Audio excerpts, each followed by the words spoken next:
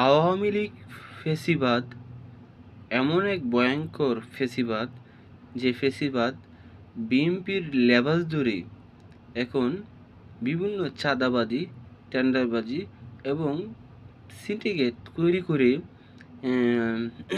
জনগণকে বুঝাইতে চায় যে আওয়ামী লীগ আসিল ভালো ছিল, এখন বিএনপি যদি আসে অথবা না আসার আগেই যদি এগুলো করে, তাহলে মনে করেন সামনে ভয়ঙ্কর পরিস্থিতি আপনাদের জন্য অপেক্ষা করতেছে। তাই আবারও আওয়ামী লীগকে অথবা আওয়ামী লীগ ফ্যাসিবাদকে আহ্বান করুন অথবা ভোট দিয়ে জয়যুক্ত করুন।